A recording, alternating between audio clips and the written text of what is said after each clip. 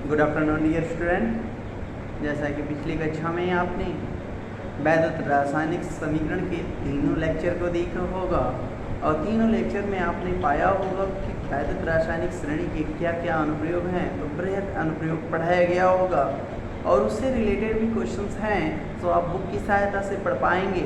यदि कोई दिक्कत हो तो आप हमसे पूछ पाएंगे। आज हम बात करेंगे नर्स समीकरण की। परीक्षा के पॉइंट ऑफ व्यू से बहुत ही महत्वपूर्ण सूत्र ही महत्वपूर्ण होता है।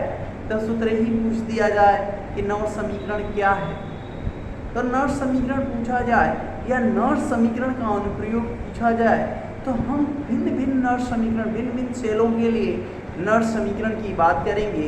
हम अर्ध सेल की भी बात करेंगे, हम एक कंप्लीट पूर्ण सेल गैल्वेनिक सेल के नर्स सेल की भी बात करेंगे, हम सांद्रता सेल की भी बात करेंगे।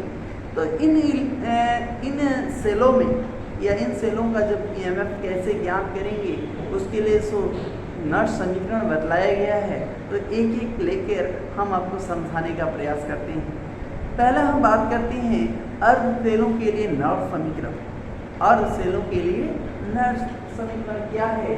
तो अर्ध सेल कोई ले लिया जाए जिसमें अपचयन हो रहा है।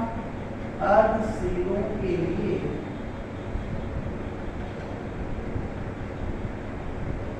नर्स समीकरण कोई ले लिया जाए अर्ध सेल। सपोज दैट m पे n प्लस था, इसने n इलेक्ट्रॉन ग्रहण किया, तो ग्रहण किया तो ग्रहण करने के बाद ये मुक्त अवस्था में चला गया। तो यहाँ पर इलेक्ट्रॉन का ग्रहण करना क्या कहलाता है? अपचयन। तो ये अपचयन की अर्ध अभिक्रिया है। अपचयन अर्ध अभिक्रिया है जो किसी एक इलेक्ट्रोड पे हो रही, मुख्यतः यह कैथोड पर होती है। तो अपचयन अर्ध अभिक्रिया होगी। अब इसके लिए नॉट समीकरण की बात करता है तो नॉट समीकरण बराबर होता है ई सेल बराबर ई स्टैंडर्ड सेल। मानक इलेक्ट्रोड विभव के लिए बात कर रहे हैं। ये क्या कह रहा है? मानक सेल विभव। अगर सेल विभव कहते हैं इसको क्या बोलते हैं? मानक सेल विभव minus RT upon NF log base E 1 upon Mn के प्लस Mn के प्लस। तो सर log base E है तो log का आधार 10 कर देंगे। तो ये ऐसा वाला इसको भी आप अर्ध सेल के लिए नर्स समीकरण कह सकते हैं, लेकिन इससे सहायता से तो आप क्वेश्चन हल नहीं कर पाएंगे। तो क्वेश्चन हल करने के लिए क्या होगा? तो ध्यान दें ई सेल बराबर ई नॉट सेल माइनस हम 2.303 से मल्टीप्लाई करेंगे। 2.303 RT upon NF log base 10 1 upon Mn के प्लस। आप इस सूत्र की सहायता से क्या कर लेंगे? गणना करें। अब बात करता है कि सर की स्टैंडर्ड सेल हो, तो स्टैंडर्ड का मतलब हमको जो सेल विभव ज्ञात करना है वो कितने पर? 25 डिग्री सेंटीग्रेड ताप पर ज्ञात करना। तो इसमें पहले जान लेंगे कौन कौन क्या क्या है। तो जान लीजिए ई सेल क्या है? ई सेल है सेल का इलेक्ट्रोड विभव। सेल का इलेक्ट्रोड विभव। ई नॉट सेल क्या है? तो मानक इलेक्ट्रोड विभव। सेल का मानक इलेक्ट्रोड विभव। और आर क्या है? तो आप जानते हैं गैस स्थिरांक, और गैस स्थिरांक का मान यहाँ 8.314 रखना होगा जूल प्रति डिग्री प्रति मोल। और T क्या है? आप जानते हैं परम ताप है, परम ताप किसमें, केल्विन में लिया जाएगा। यन क्या है, तो किसी भी अवस्था में देखिए जितने इलेक्ट्रॉन का इसलिए ग्राउंड किया वही, तो कह रहा है इलेक्ट्रॉन की संख्या, इलेक्ट्रॉन की संख्या है अभिक्रिया में भाग, अभिक्रिया में भाग लिए इलेक्ट्रॉन की संख्या है, और F क्या है, तो फैराडे नियतांक है। फैराडे नियतांक कितना होता है, तो 96,500 कूलम होता है। यही रखा जाए। यदि कहता है यदि ताप हमने T बराबर 25 डिग्री सेंटीग्रेड रख दिया, जो कि एक स्टैंडर्ड वैल्यू है, तब इस सेल को या इस सेल का जो नॉट समीकरण होगा उसमें क्या वेरिएशन आएगा, तो जान लो बाबू। ये देखो R का मान आपको दिया गया, T का मान पता चल गया, फैराडे नियतांक का मान पता है, तो क्या सूत्र बन जाएगा, T सेल बराबर E नॉट सेल माइनस, हल करने के बाद आएगा 0.0591 upon n log base 10 1 upon mn पे प्लस। तो सर कोई एग्जांपल ले लिया जाए, तो सपोज दैट हम यहाँ पर एग्जांपल ले लिया Cu पे 2 प्लस आयन है, इसने 2 इलेक्ट्रॉन ग्रहण कर लिया, तो मुक्त अवस्था में चला जाएगा।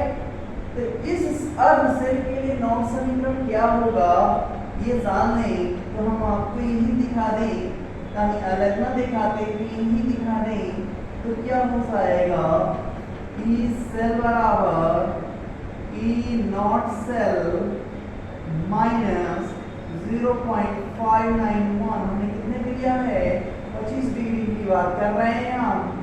n की वैल्यू कितनी हो जाएगी, 2 log base 10 1 अपॉन Cu पे,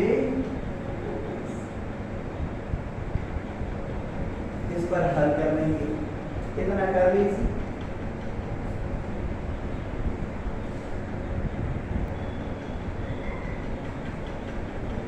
आपने देखा यदि आपको एकल सेल दिया हो, वो कोई भी हो सकती है धातु, सपोज दैट यहाँ कॉपर की जगह आयरन हो गया, आयरन की जगह मैग्नीशियम आ गया, तो उसकी सांद्रताएं जो भी दी गई रहेंगी उस सांद्रता को यहाँ रख लेंगे। जैसे कि 1 m दिया है, 0.1 m दिया गया है, 0.001 m दिया गया है, जितनी भी सांद्रता दी गई है मोल प्रति लीटर में, वो ये सांद्रता यहाँ रखी जाएगी। n की वैल्यू को आप समझ गए होंगे, इलेक्ट्रॉनों की संख्या है उसको यहाँ रखेंगे और ऐसे समीकरण की प्राप्ति कर पाएंगे और इसी के सवाल को हल कर पाएंगे। ये ई सेल की बात करा, तो ये ई सेल वाला बात आई, तो ये एकल इलेक्ट्रोड के लिए है, तो ये आपको दिया गया रहेगा। उस सेल का मानक इलेक्ट्रोड विभव है जो कि आपको वैद्युत रासायनिक श्रेणी में पढ़ाई गई है, और इसको तो हमें ज्ञात करना है। ये आपको वैद्युत रासायनिक श्रेणी वाला जो मान हमने आपको चार्ट में दिया था, उस चार्ट के मान से इसको रिलेट कर लेंगे, या दिया रहेगा आपको यहाँ ऐसा रखेंगे। log 10 की वैल्यू ऐसे मतलब आपको है नहीं, इतना जितना आएगा उसका log निकाल लेंगे, लॉगरिथम निकाल लेंगे, लघुगुणक निकालेंगे, फिर गुणा भाग करेंगे और आंसर आपके पास होगा। इससे रिलेटेड मतलब ये एकल सेल के लिए बात करें, एकल इलेक्ट्रोड की बात करें, अर्ध सेल की बात करें, तो उन पर यही नॉट समीकरण अप्लाई होगा, और इसकी सहायता से आप क्या करेंगे, उनका सेल विभव की गणना कर पाएंगे, इलेक्ट्रोड विभव की गणना कर पाएंगे। अब बात करता है यदि कंप्लीट सेल हो, अर्ध सेल था ना, हम पूर्ण सेल की बात करते हैं, तो पूर्ण सेल के लिए नॉट समीकरण क्या होगा, तो पूर्ण सेल में एक का ऑक्सीकरण होगा, दूसरे का अपचयन होगा। यही ना, तो कोई परेशानी नहीं, वहां पर भी काम कर लेती हैं कि पूर्ण सेल के लिए हम सेल Q की गणना किस तरह से करेंगे। तो नॉट समीकरण हमें उसके लिए क्या होगा, तो E बराबर E सेल बराबर E naught cell minus RT upon NF log base 10 नहीं रहेगा, ये लॉग बेस E रहेगा। अब क्रिया और भागफल की बात करते हैं, इसकी सहायता से निकाल सकते हैं। अब इसकी सहायता से निकालने में क्या क्या करना है, जान लीजिए। यदि हमको लॉग का आधार क्या रख दिया हमने, लॉग का आधार 10 रखने पर सूत्र बदल जाएगा। E सेल बराबर E naught cell minus 2.303 RT upon NF log base 10 Q। Q क्या है, यहाँ पर एक नया शब्द आ गया Q के बारे में जान लें। ये है अभिक्रिया भागफल, अभिक्रिया भागफल रिएक्शन कोएफिशिएंट, जो कि आपने साम्यावस्था में पढ़ा था। हम साम्यावस्था से भी रिलेट करेंगे कि सर Q को कैसे निकालें। तो Q को अभी तत्काल में हम रख दें, हटाती हैं, और इसके आधार पर भी हम, यदि हम इसी पर चलिए, इसी की बात आगे चलें, साम्यावस्था पर भी चलेंगे, तो साम्यावस्था पर Q किसके बराबर हो जाता है, Kc के बराबर हो जाता है। वो भी हम आपको ध्यान से करेंगे। अभी एक सूत्र बताया किसके लिए, ये आपसे कह दिया जाए, बताओ मानक सेल विभव और अभिक्रिया भागफल में क्या संबंध है। तो यही पूर्ण सेल के लिए नॉट समीकरण लिख पाएंगे। लेकिन हम एक चीज और इसमें ऐड करना चाहते हैं, यदि हम यहाँ पर Q न ले तो क्या होगा। यदि हम Q न लें तो भी ये सेल, आप पूर्ण सेल की बात कर रहे हैं, जहाँ पर एक का ऑक्सीकरण होगा, दूसरे का अपचयन होगा, तो सेल कैसे कंप्लीट हुआ होगा। और उसके लिए क्या, तो इसके लिए रेड अपॉन ऑक्स तैयार रख लेंगे, रेड अपॉन ऑक्स मतलब अपचयित अवस्था अपॉन ऑक्सीकृत अवस्था। इसको राइट अपॉन लेफ्ट भी लिख सकते हैं, राइट अपॉन लेफ्ट। ये सेल की बात है, सेल अभिक्रिया की बात होगी। जब हम इस पर सवाल लगाएंगे वहां पर भी इसका जिक्र करेंगे। आर का मतलब किधर, दाईं ओर, अभिक्रिया में किधर, दाईं ओर, अभिक्रिया में किधर, बाईं ओर। इसका उपयोग कैसा है, यदि आपको यहीं पे इसको क्रम बदल गया, ऑक्स अपन रेड हो गया, तो केवल एक पॉसिबल है और कुछ भी चेंजेस नहीं होंगे। इसको यदि आपने ऊपर कर उल्टा कर दिया तो इसको प्लस कर देंगे, आपका फिर नॉट समीकरण हो जाएगा। कोई गलती नहीं करेंगे, देख लें ध्यान से। ये ऐसे भी किसी किताबों में लिखा रहेगा, बेहोश ना होंगे, ध्यान से देखेंगे। E not cell plus RT upon NF log base E red upon ox की जगह ऑक्स अपॉन रेड हो जाए, ऑक्स अपॉन रेड हो जाए, तो भी आप सवाल इस पर भी लगाए हमको मिल जाएगा। और इसको भी बदला जा सकता है, क्या बदला जा सकता है, ई सेल बराबर E not cell plus 2.303 RT upon NF log base 10 left upon right.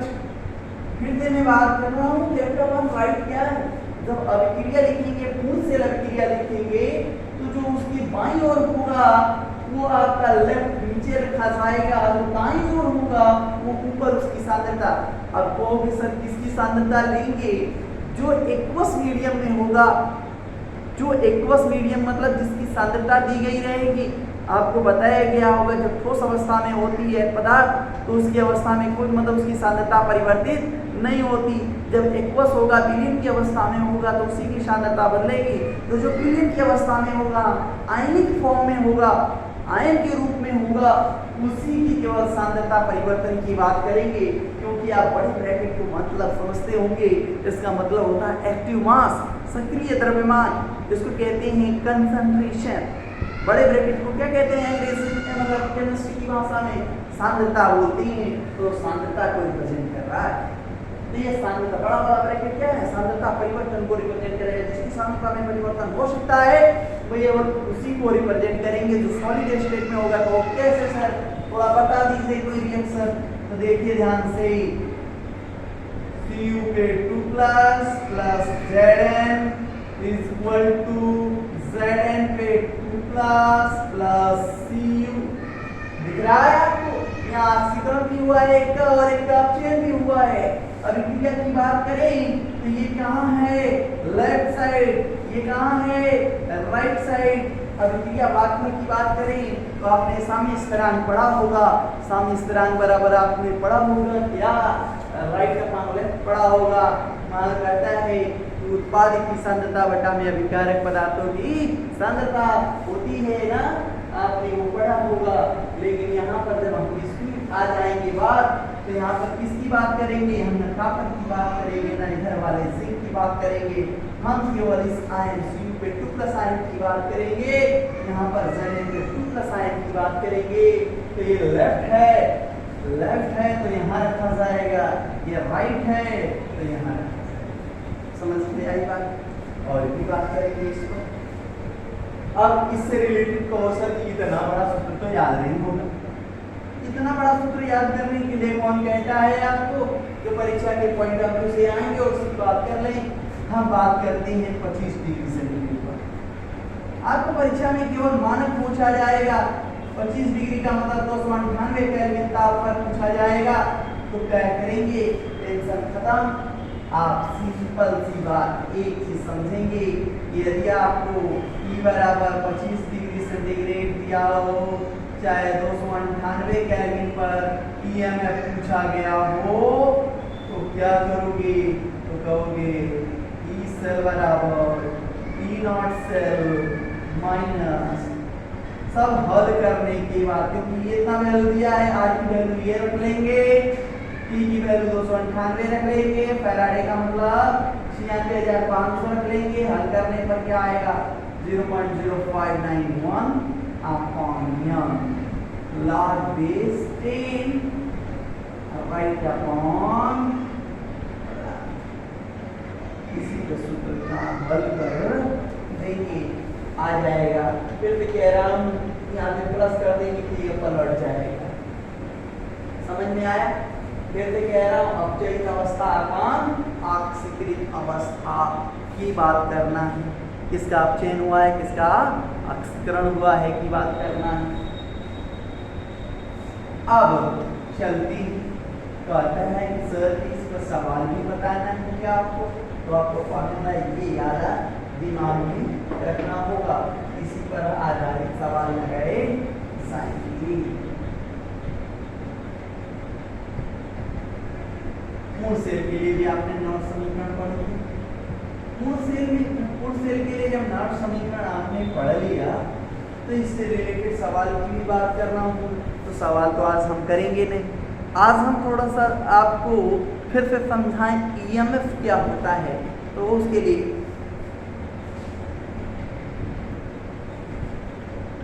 EMF को निम्न रूप से परिभाषित किया जा सकता है कि किसी गैल्वेनिक सेल का विद्युत वाहक बल EMF विद्युत विभवों का वह अंतर है जो सेल से विद्युत धारा न देने की दशा में एक इलेक्ट्रोड से दूसरी इलेक्ट्रोड की ओर विद्युत धारा प्रवाहित करता है। याद करिए, आपको हमने जरूर पढ़ाया होगा, जब दो इलेक्ट्रोड हों, एक आपका एनोड दूसरा कैथोड, जो एक दूसरे से शॉर्ट ब्रिज की सहायता से जुड़े होती हैं, तो आप जानते हैं कि इलेक्ट्रॉन का प्रवाह एनोड जो ऋण ध्रुव होता है, कैथोड जो कि क्या होता है, धन ध्रुव होता है। इलेक्ट्रॉन का प्रवाह बाईं ओर से दाईं ओर होता है। इलेक्ट्रॉन का प्रवाह क्या होता है, इलेक्ट्रॉन का प्रवाह बाईं ओर से दाईं ओर होता है। और विद्युत धारा का प्रवाह धन से ऋण, कैथोड से एनोड की ओर से होता है, जिसको आप वोल्टमीटर एमीटर की सहायता से माप लेते हैं। तो यह कहता है कि किसी भी गैल्वेनिक सेल का ईएमएफ यदि पॉजिटिव है, ईएमएफ क्या है, पॉजिटिव है, तभी सेल संभव होता है। तो पॉजिटिव होने का मतलब है कि उसमें इलेक्ट्रॉन का प्रवाह किधर से किधर हो रहा होगा, बाईं ओर से दाईं ओर हो रहा होगा। विद्युत धारा उसके अपोजिट इलेक्ट्रॉन के प्रवाह की उल्टी दिशा में ही विद्युत धारा का प्रवाह होता है। ये यदि आपने पढ़ा है तो आप जान पाएंगे। और ईएमएफ की डेफिनेशन यदि किसी आदमी ने पूछ दी तो आपको ऐसे भी बता देना होगा, चाहे ऐसे भी आप बता सकते हैं कि किसी गैल्वेनिक सेल का ईएमएफ विद्युत विभवों का वह अंतर है जो सेल से विद्युत धारा न लेने की दशा में एक इलेक्ट्रोड से दूसरे इलेक्ट्रोड की ओर विद्युत धारा प्रवाहित करता है, जिसको आप कैसे निकाल लेते हो। यदि हम स्टैंडर्ड ले लेते थे, स्टैंडर्ड सेल बराबर आपने बताया होगा कि कैथोड माइनस एनोड, यही सूत्र है ईएमएफ का, ये आपको बताया गया है। हम नाउ नेक्स्ट क्लास में आपको सांद्रता सेल के बारे में भी बतलाने का प्रयास करेंगे और साम्य स्थिरांक और मानक सेल विभव या मानक इलेक्ट्रोड विभव में क्या संबंध है, इस पर भी नॉट समीकरण की बात करेंगे। इन दोनों की बात करने के पश्चात हम सवाल पर आएंगे। जब एक एक अर्ध सेल हो, चाहे पूर्ण सेल हो, चाहे वो साम्य स्थिरांक से रिलेटेड सवाल हो, चाहे वह सांद्रता सेल से रिलेटेड सवाल हो, उन पर भी डिस्कस किया जाएगा। आज के लिए इतना ही, मिलते हैं नेक्स्ट क्लास में। Thank you.